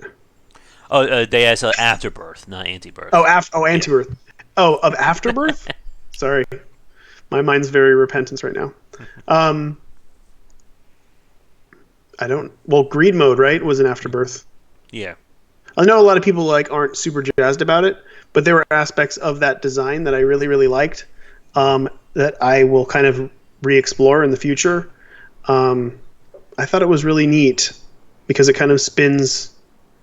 You've got this more progressive set of items. It was trying to let players draft more. Like you had more access to items, you could plan ahead, and you could play in a way that allowed you to basically modify your character more with where you had more choices. And I think that was probably one of the better additions. Also, I think Afterbirth, I think Crystal did the cutscene for that, and I really like the cutscenes Crystal does. I like that style. Okay. And one other question that I just came up with, then I'll throw it over to the folks as we'll probably begin to wrap things up, at least. I'll say why in a few minutes, of course. But one thing that I noticed with some of the later bosses in the game, like Delirium, and Mega Greed, was that it was a lot harder to do damage to them. I know it's based kind of like only a percentage. You can only do so much damage. Also, I think the Blot was the same way. Was it the Blot, or I think I may be confusing the names here? I guess, what was the decision to kind of change up the damage? The boss armor? Yeah. Yeah. It was because too many people were too good. So basically, if a beginner gets to a hard boss like this, they're not going to be super busted, and they're going to have it's going to be an even thing. Like when you're super busted versus relatively okay on average, the fights are going to be kind of the same. Like I wanted the fights to last longer because I hated people getting super busted and then walking into a final boss room and then the boss just instantly dying. So I wanted to have a few of the very out there bosses have some resistance, so you don't have to. So it takes some amount of skill in order to still there's some tension. The one major flaw with the Binding of Isaac is that once you've played for a year, there's no tension. You're going to avoid the items that cause tension. You're going to avoid you're always going to go up to the treasure room, that sort of stuff, and you're gonna. I like tension, and I think it's more entertaining to watch too. So I wanted there to be more of a fight, and that's why the boss armor thing's there. And I know people don't like it, but it's definitely something I'm kind of sticking to my guns with, and I feel like it is the right way to go, and it's appropriate, I think. Okay. And I just want to do a quick stop here. So we are almost at 2 hours into the stream. I know you probably want to get going in a few minutes yourself, and yeah, I gotta eat. Yeah, and what I was going to say is I know we still have to get to End is Nigh, Bumbo, and Four Souls. I mean, if we start doing them now, we won't give them, I think, enough time. So I think we may put that on a back burner. And like I said, Edmund, you are more than welcome. Like, if you have free time in the coming weeks to come back on, I'm more than happy to have a part 2 with you. Yeah, for sure. I'm down. I'm down with doing it that way. And I mean, definitely once we get closer to Bumbo release, it'd be nice to come and talk about that. All right, but here are the last few questions from the chat regarding the Binding of Isaac, and I'm going to unfortunately put our stop point for more questions for right now. So here's the last few, and then we will begin our wrap up. So Jeans Too Tight asks, what other roguelikes have come out since Isaac that you kind of already asked that with Slay the Spire? Have you been playing Risk of Rain 2? I haven't played Risk of Rain 2, but I played the first one. The only games that I've been wowed by are the ones I've mentioned. Okay. Or haven't played. I mean, I don't have a great deal of time to play a lot of games these days. I play more board games than video games too. I tend to play more social board games because I have a limited amount of time, and I want to spend time with my friends and family, and I also want to spend time playing games. And like the only video games we play multiplayer wise are Jackbox games. It's not a roguelike. Let's see. Blooper Trooper asks, he noticed that there were attacks and stuff in the Unholy edition of the Flash game that never made it in, and was wondering if there was a reason for any of them not appearing. There was what that was missing? Attacks and stuff from the Unholy edition of the Flash game that never made it in. There must be stuff that just didn't get ported for whatever reason. Like, I was unaware of a lot of that stuff. We were talking about it earlier too. Vin is going through and looking and seeing what was taken out and what we can kind of add. Okay. So Repentance will have whatever stuff is missing. Okay. LeFlipper asked, they remember you said on Twitter that you didn't know if Repentance was coming to the Switch, and they want to know, could you explain why that is? Because I don't know. I don't. Because I don't know if that's happening and when. If it is happening, it will be ported. We're not far along in development for them to start working on that sort of stuff, and I haven't talked to Tyrone about it. So it's like, I don't want to say yeah for sure. Of course, I'd like that to happen, but I can't say yeah for sure because that would be a mistake in case something can't work. And Buka asks, have you ever thought of competitive aspects in Isaac? Maybe, I guess, it could be player versus player or something along those lines. It doesn't really work. That doesn't really work. It wouldn't be fun. It'd be tacked on. You know, in order to make a good competitive multiplayer game, you have to design it with that in mind, and this is definitely not. I mean, at the very most, and I've thought about this, if we ever had multiplayer, I've thought about the idea of allowing kind of another player to be a god type thing where they, like, imagine, so this is my pitch to everybody. Imagine one player controls Isaac and another person oversees, and they get to control specific enemies, like possess a specific enemy one at a time. And so they can like jump their soul to all these different enemies, and they control the boss, of course, and then they control, when the player enters an item room, they have a certain number of seconds to choose from a selection of 4 items, what item is actually going to appear, what drops are going to appear. So they're going to try to screw the player over while the other player's playing. That's the only way I think multiplayer, like versus multiplayer, would be interesting. It would be definitely really fun to see on a stream, but we don't have online multiplayer. So kind of like a dungeon master again aspect of the game. Yeah. That'd be the only thing that'd be viable that I think would be fun to explore. Okay. But I don't know how. I don't know if it would appeal to the masses. I don't know if it would be worth putting in. Yeah. Sunil B asks, who designed the new alternate floors for Repentance? The Antibirth team did. The new alt floor stuff was kind of being worked on, I guess, in the past, and it just kind of filters down through. Like, they wanted to do a sewer alt to Downpour, which was obviously very appropriate because it's in the sewer. Like, so I suggested we call it Dross and have a lot of poop. That's it. All right. So yeah. All right. And like I said, I still have plenty more questions. There's still so much more to get to, but we are just hitting 2 hours right now. So again, I could sit here for another 2-3 hours. I feel pretty jazzed myself, but I know you have to eventually eat. I don't want, Oscar is saying, I don't want to be the reason why Bumbo gets delayed. So we'll have to, like I said, we will definitely have to save this for part 2. So sure. My final question for you, for the cast, Edmund, is, do you have anything you'd like to say to the fans watching, especially all the people in the chat right now who've been asking us all these questions? I don't. Nothing that I haven't already said. I don't know. I hope everybody digs what I'm working on. I hope like Bumbo's pretty cool, and it's very different. It's hard to really compare. Like, even when I compare it to Slay the Spire, it's not really Slay the Spire. It's something completely different.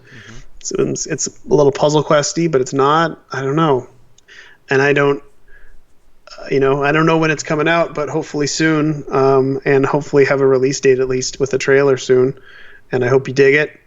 And maybe I'll work on there's a new Four Souls expansion coming in May, which you can pre-order now. Repentance will be out by the end of the year. Then I'll be working on Eugenics with Tyler.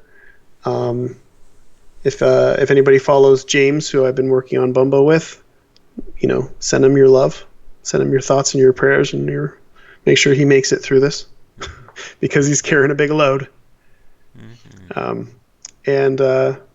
Yeah, I'll see you guys on Twitter probably. All right. Well then, like I said, if we don't stop things here, Edmund may collapse at the keyboard in a few minutes, so we gotta let him go. But I do want to keep you on the call for just 10 seconds after we wrap up, just to discuss a few things with you. But it has been an absolute pleasure having you on, and for the new folks watching or the old ones, thank you so much for coming out. And as I said, when you are free, we can certainly have you back on. There's still so much more to talk about. I'll definitely be around. All right. Oh, you can see there's all these deliriums behind me. Mm-hmm. Look at all these. Look at these things. Little plush deliriums. My wife Danielle has it's very short run, and mostly only if you follow her on Instagram or Twitter. She does short run Binding of Isaac themed plush as well as some of her own stuff. Hers is Danielle Orama on Twitter. And actually, for people watching who don't know, what's the best places to find you on social media? I'm only on Twitter. Okay. And that's basically it. I should probably have some sort of presence on Discord or something. I don't know. Who cares? I'm stuck here. I've got too many followers. I'm edging towards 200,000 followers on Twitter. I can't break off and do something else. I wanted to do Instagram, but then my phone's all fucked up and it takes really bad pictures. So I got to get that replaced in order to do that. I just want to work, so I just stick with one. All right. Well, I think with all that said, we are going to end things for the cast. I was going to ask that Oscar as well, because we have our own Discord channel. I was going to throw you an invite if you use Discord at all. I do. I have Discord, yeah. All right. I'll send one over to you, and that way Oscar and I can keep pestering you with Binding of Isaac questions for as many we can throw. But wonderful. There you go, exactly. But again, Edmund, it has been an absolute pleasure, and best of luck with Bumbo, Eugenics, and like I said, when we have you back on, I'm sure we got a lot more questions about those games. But I'll be around. Awesome. So have a great lunch, and for you folks watching, I hope you have a great afternoon, or at this point it's evening now. It's evening at least here. But I'll be back later tonight for our regular game streams, and come back for daily discussions on game design here and on game wisdom, where some of the art and science of games. Until our next stream, folks, have a great day.